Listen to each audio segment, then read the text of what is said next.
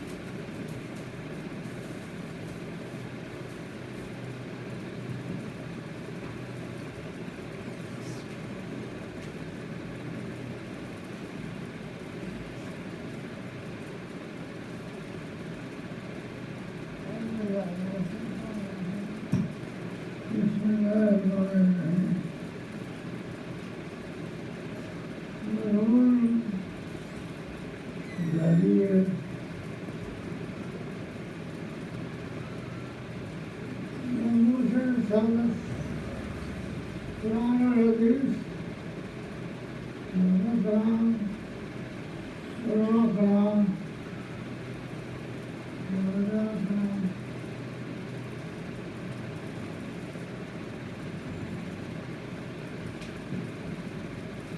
الحمد لله رب العالمين والعاقبة للمتقين والصلاة والسلام على سيد الأنبياء والمرسلين أما بعد فأعوذ بالله من الشيطان الرجيم بسم الله الرحمن الرحيم قال الله تبارك وتعالى في القرآن المجيد ومن يعظم شعائر الله فإنها من تقوى القلوب آمنت بالله صدق الله العظيم وبلغنا رسوله النبي الكريم قال الله تبارك وتعالى في القرآن المجيد في شان حبيبه إن الله وملائكته يصلون على النبي يا أيها الذين آمنوا صلوا عليه وسلموا تسليما الصلاة والسلام عليك يا سيدي يا رسول الله وعلى آلك وأصحابك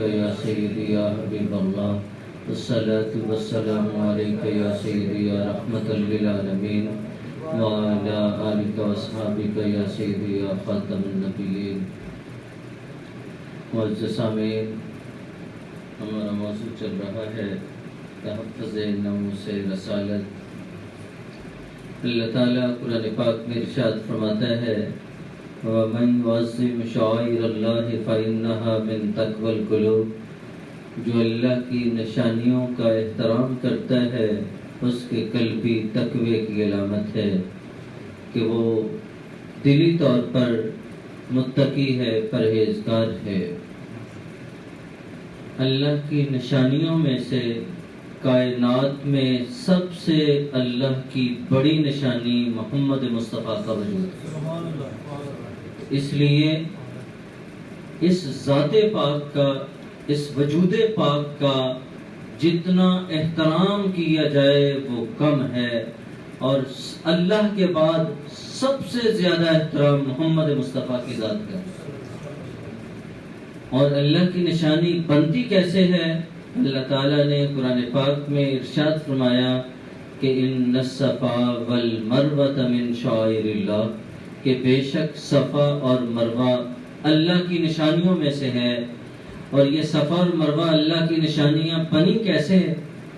کہ قرآن پاک میں یہ واقعہ بیان ہوا جب تو حضرت ہاجرہ کے قدم لگے ہیں صفا اور مروہ کے درمیان، تو وہ نبی نہیں ہیں، ایک نبی کی بیوی ہیں، ایک نبی کی والدہ ہیں، نبی کے ساتھ نسبت ہے۔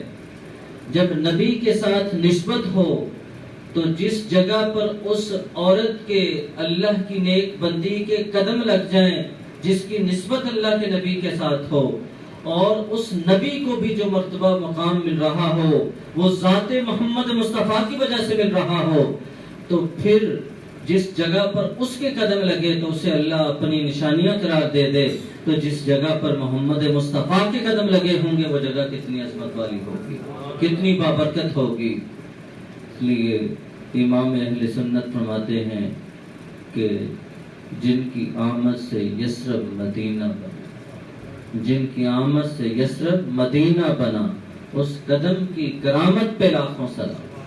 کہ وہ قدم مبارک مدینہ طیبہ میں لگنے تھے تو اللہ تعالیٰ نے ان قدموں کی برکت سے اس یثرب کو، جس کا معنی ہوتا بیماریوں کا گھر، اسے مدینہ بنا دیا۔ اور اب کائنات میں وہ جگہ جو حضور کے روضہ اقدس کے ساتھ ٹچ ہے، مس ہے، وہ عرش اعظم سے بھی افضل ہے۔ اس لیے کہتے ہیں کہ میری بندگی بھی عجیب ہے، میری زندگی بھی عجیب ہے، میری بندگی بھی عجیب ہے، جہاں تو نے آقا قدم رکھا وہیں ہم نے کعبہ بنا لی۔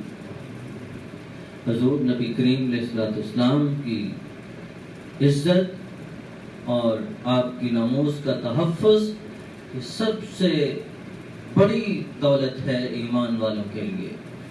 تو اللہ قرآن پاک میں خود ارشاد فرماتا ہے کہ جو اللہ کی نشانیوں کا احترام کرتا ہے اس کے قلبی تقوی کی علامت ہے، تو اللہ کے وجود کی سب سے بڑی دلیل محمد مصطفیٰ کی ذات ہے۔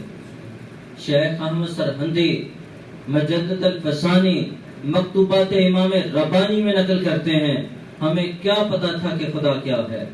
ہم نے تو خدا کو خدا بھی اس لیے مانا کہ وہ میرے محمد کا خدا ہے۔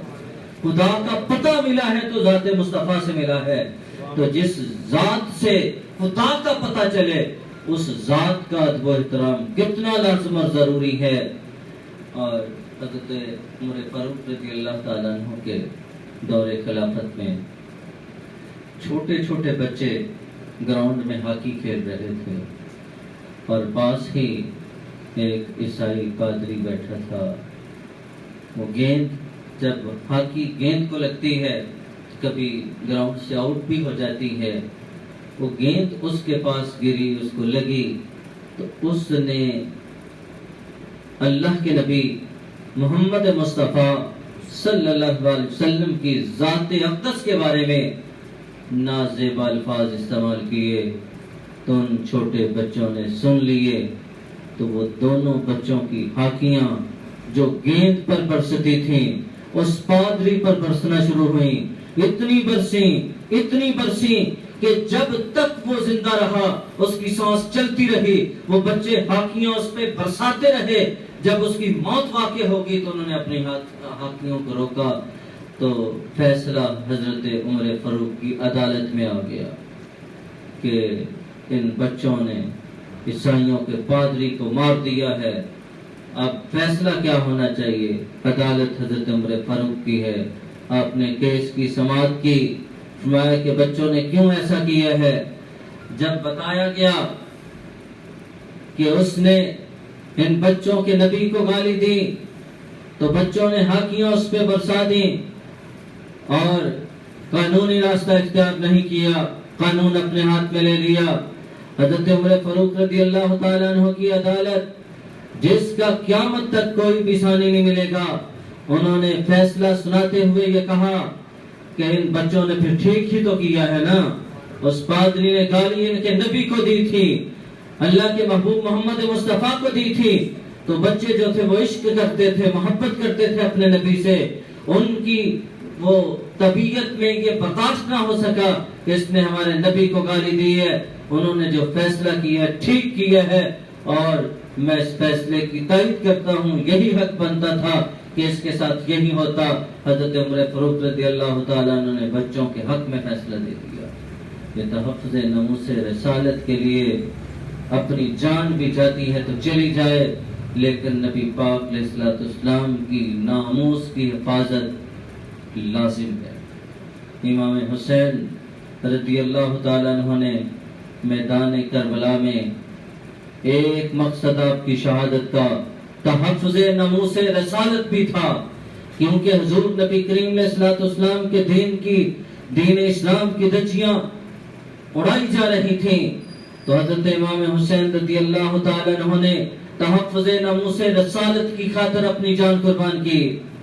اور یہ ہمارے آقا سارا واقعہ خود مشاہدہ فرما رہے ہیں۔ صحیح ستہ کی حدیث پاک ہے کہ حضرت ام سلمہ عرض کرتی ہیں کہ ایک دن میں نے دیکھا کہ امام حسین حضور کی گود میں کھیل رہے تھے، تھوڑی دیر کے بعد حضور نبی اکرم صلی اللہ علیہ وسلم کی آنکھوں میں آنسو جاری ہیں، تو میں نے پوچھا کہ یا رسول اللہ صلی اللہ علیہ وسلم، کیا وجہ ہے کہ آپ کی آنکھوں سے آنسو جاری ہیں؟ حضور نبی کریم علیہ الصلوۃ والسلام نے ارشاد فرمایا کہ ابھی میرے پاس جبریل امین آئے تھے، انہوں نے یہ خبر دی تھی کہ آپ کے نواسہ کو کوفہ کی سرزمین میں جسے کربلا کہا جاتا ہے آپ کی امت شہید کر دے گی، اور جبریل امین نے مجھے اس مقتل کی مٹی بھی لا کے دی ہے۔ اور حضور نبی اکرم صلی اللہ علیہ وسلم نے وہ مٹی ایک شیشی میں ڈال دی، اور وہ شیشی حضرت ام سلمہ کو دے دی، اور فرمایا کہ جب یہ مٹی خون کی صورت میں تبدیل ہو جائے تو سمجھ لینا میرے نواسہ کو شہید کر دیا گیا ہے۔ 60 ہجری جب عاشور کا دن تھا اور نماز ظہر کے بعد ام سلمہ کہتی ہیں میں لیٹ گئی، میں نے خواب میں دیکھا کہ اللہ کے نبی محمد مصطفیٰ صلی اللہ علیہ وآلہ وسلم میری خواب میں جلوہ گر ہوئے.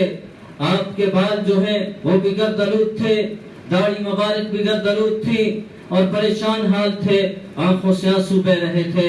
میں نے یہ حالت دیکھی خواب میں تو میں نے پوچھا یا رسول اللہ صلی اللہ علیہ وسلم آپ کے سر مبارک کے بال مبارک، داڑھی مبارک کے بال مبارک گردآلود ہیں، اتنے پریشان ہیں، کیوں آنسو بہا رہے ہیں؟ حضور نبی کریم علیہ الصلوۃ والسلام نے ارشاد فرمایا کہ ام سلمہ میں میدان کربلا سے آیا ہوں، میرے نواسے کو شہید کر دیا گیا ہے، اس وجہ سے پریشان ہوں. تو پتہ چلا کہ ہمارے آقا محمد مصطفیٰ صلی اللہ علیہ وآلہ وسلم کوفہ کی سرزمین میدان کربلا میں کھڑے ہو کر یہ منظر دیکھ رہے تھے اور امام حسین کو یہ دلاسا دے رہے تھے کہ اے میرے نواسہ حسین، میرے کندھوں پہ سواری کرنے کی لاج رکھ لینا، جو میں نے تمہاری تربیت کی ہے اس کی لاج رکھ لینا. آج تم دین اسلام پر آنچ نہ آنے دینا، اپنی جان دے دینا، اور تمہارے قدم ڈگمگانے نہیں چاہیے اور تمہارے پائے استقامت میں لغزش نہیں آنی چاہیے. حضور علیہ الصلوۃ والسلام دلاسا بھی دے رہے تھے اور یہ سارا منظر دیکھ بھی رہے تھے. تو ذرا غور کیجئے، جو نبی حسین کا رونا برداشت نہیں کرتے تھے، جو سیدہ فاطمہ کو کہتے تھے کہ اے فاطمہ، اے میری پیاری بیٹی لخت جگر، یاد رکھو تمہیں معلوم نہیں ہے، حسین کو رونے نہ دیا کرو، جب حسین روتا ہے تو میرا دل پریشان ہو جاتا ہے. تو میدان کربلا میں جب آپ نے یہ سارا منظر دیکھا ہوگا تو اس وقت نبی پاک کے دل کی کیفیت کیا ہوگی؟ تو امام حسین رضی اللہ تعالیٰ عنہ نے تحفظ ناموس رسالت کی خاطر جان دی، غازی علم الدین شہید نے تحفظ ناموس رسالت کی خاطر جان دی، اور غازی علم الدین کے بعد یہ ممتاز قادری نے تحفظ ناموس رسالت کی خاطر جان دی، عامر چیمہ نے تحفظ ناموس رسالت کی خاطر جان دی. کیونکہ اللہ تعالیٰ ایسے عشاق کو پیدا کرتا رہے گا جو نبی کریم علیہ الصلوۃ والسلام کی تحفظ کی خاطر، ناموس کی خاطر اپنی جانیں قربان کرتے رہیں گے. کیونکہ اللہ تعالیٰ لوگوں کے دلوں میں یہ جذبہ، یہ محبت ڈالتا رہے گا، قیامت تک کے لوگوں کے سینوں سے نکالی نہیں جا سکتی. حضور کی محبت اس طرح جاری و ساری رہے گی، اور آپ ہی وہ واحد ہستی ہیں کہ اللہ کے بعد سب سے زیادہ عزت کے لائق، احترام کے لائق، اور جس کی عزت کی جائے، جس کی ناموس کا تحفظ کیا جائے، وہ محمد مصطفیٰ کی ذات ہے. دعا کرتا ہوں کہ اللہ تعالی ہمیں محبت رسول میں موت عطا فرمائے اور تحفظ ناموس رسالت کے لیے ہمیں توبہ کرنے کی توفیق عطا فرمائے. وآخر دعوانا ان الحمدللہ.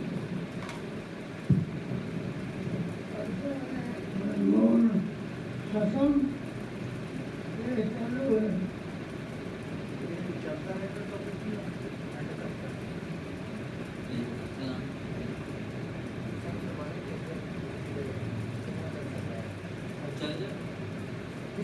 کنٹینیو صحیح، کنٹینیو یہی موضوع چلتا رہے گا. دوسرے سال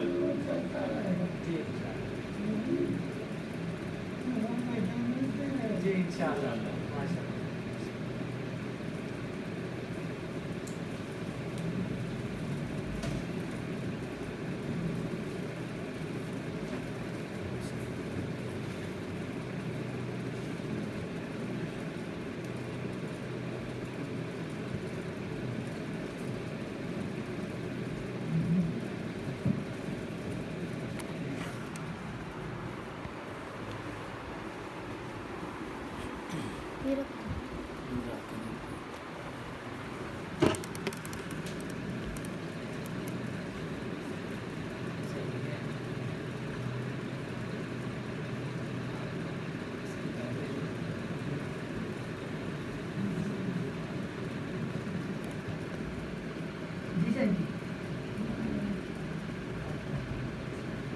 صحیح 8:35 ہو گئے جی.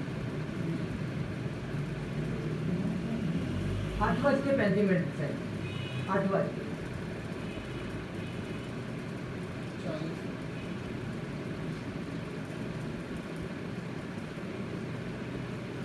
دس منٹ رہتے ہیں ابھی عشاء ہونے میں. ابھی عشاء کی نماز ہونے میں 10 منٹ باقی ہے.